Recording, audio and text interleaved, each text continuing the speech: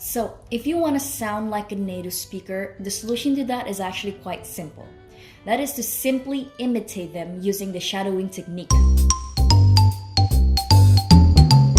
Okay, so whenever I'm focused on learning a new language, the shadowing technique is actually something that I like to do for fun throughout the day.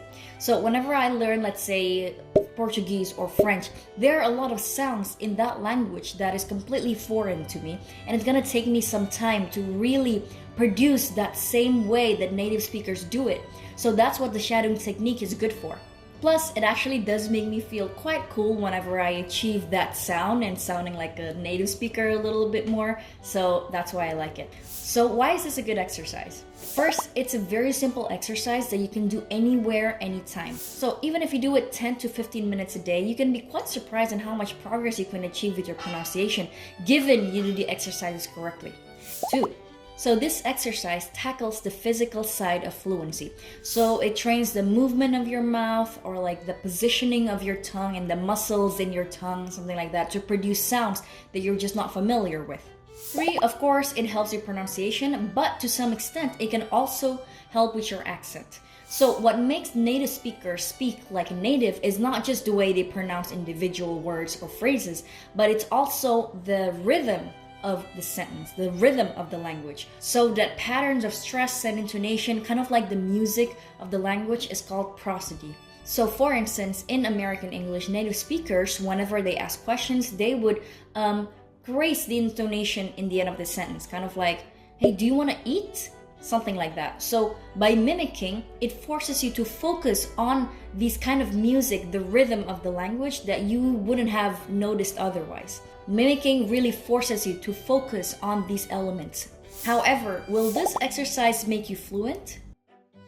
No, not exactly, because in order to be fluent in the language, it requires some level of improvisation and spontaneity. And also, to be fluent, you need a lot more ingredients than that. Like language, you need to be able to know the words and phrases that you use. You need to have the knowledge. You have to know the knowledge of the topics that you're talking about. But the shadowing technique does not really tackle all of those things. The shadowing technique, again, is only good for you to improve your pronunciation, your accent, and last but not least, this is good for you to improve your confidence if you feel a little self-conscious about your accent. But let's get into that in a bit later. So how do you actually practice this? So there are multiple ways that you can do the shadowing technique, but I'm just gonna talk about how I do it.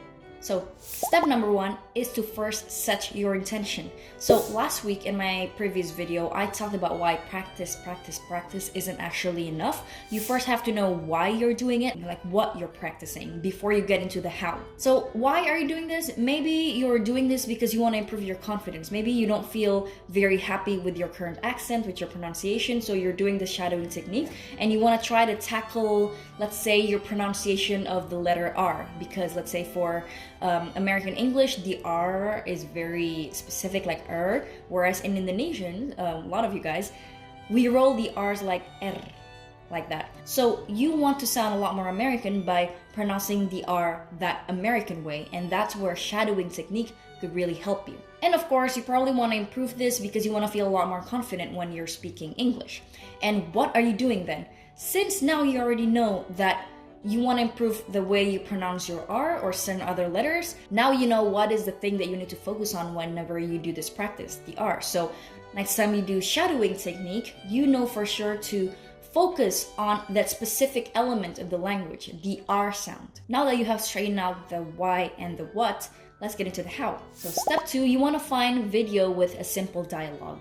You can simply find a video that is easy enough for you to mimic. I wouldn't really recommend difficult movies like detective movies or like crime movies that may be a little difficult for you to start with, but just try to find a YouTube video of a native speaker speaking, but make sure to find a speaker that you really like. Let's say you found a YouTuber who has a very nice accent and you want to mimic that. So choose this person and then just imitate them. It's very easy. So make sure you find a speaker that you like. Step 3, now you watch the video and try to pause after every sentence or every phrase. It depends on you. I have a video here where I demonstrate you how I imitate. So I do recommend watching this video after you watch this video. Basically what you want to do is to imitate sentence by sentence. And if you're not very happy with how you sound the first time, then of course repeat it again. So that's basically how I do it. There are not a lot of steps and it's very straightforward. So it's gonna be very easy for you to do the same. If you guys have done shadowing but then you're doing it in a different way, definitely comment down below because I would like to know variations of it. And yeah, that is it for this video. I hope you guys like it, enjoy it. If you do, give it a thumbs up for the algorithm, and good luck. And as usual, I will see you next week in another video. Until then, take care and bye-bye.